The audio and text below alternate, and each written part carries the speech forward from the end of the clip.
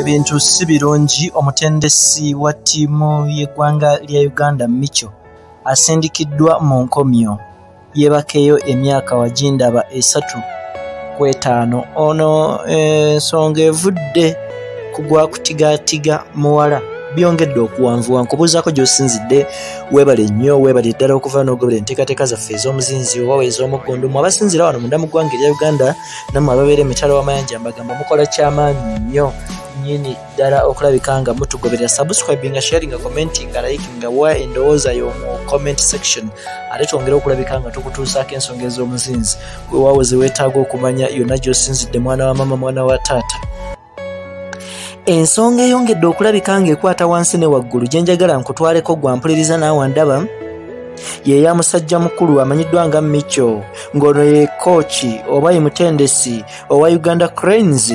Bassebo ne bannyabo, nsobola okutegeezaako nti nno ono asindikiddwa mu nkomyo olw'ensonga ey'okutigaatiga mwana muwala.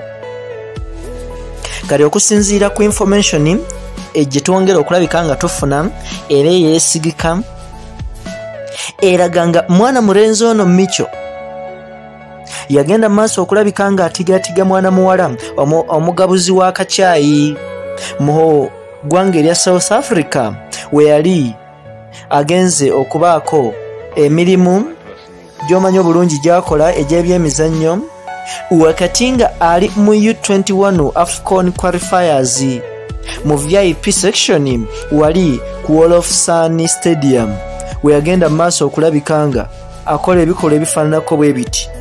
Musajja mukulu ono Micho gwe basalidde emyaka 3 mu nkomyo yagenda mu maaso okulabika nga azza omusango guno era nga bassebo ne bannyabo byongedde okulabika nga bimutabukira era n'ayimirizaawo mbagirawo asabye akaseera mbagirawo agenda asooka Awerenemba n'emisango gye yazza oba oliawo anaafunayo ekiramu.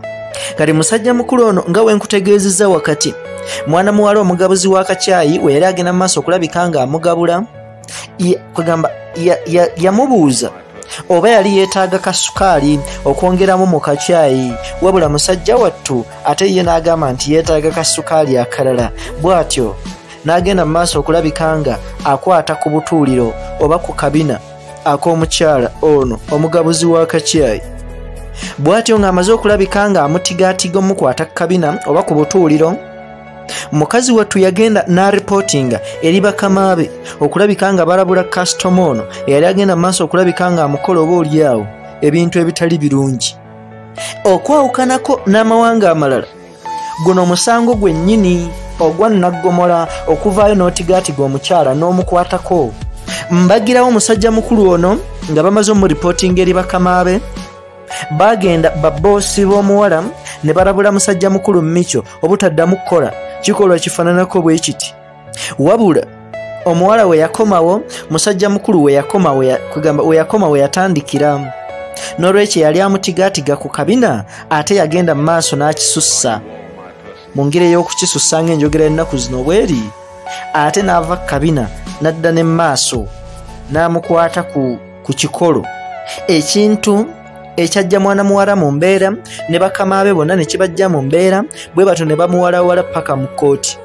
Ono ngamba Micho, kooki wa Uganda Cranes, we tujjidde ku mpewo ng'omusango gumaze okulabika nga gumukka mu vvi agende mu nkomyo mu kabula muliro yeebakeyo emyaka wagindaba 3 era nga mukasajja wattu mu kaseera kano ali mu kusattira okw'amaanyi oba oliawo afuna okusaasirwa.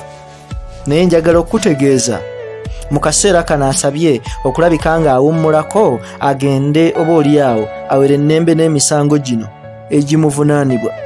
Ensonga bwe zito bwe ziri, nkugamba kola ekintu kimu, subscribinga, likinga, commentinga, sharinga, twongere okulabika nga tukukolera okufeffeta okw'omuzinzi kwe weetaaga okumanya yonna gy'osinzidde. Nze Ssemaganda Moses Hope ku Kampala Media TV.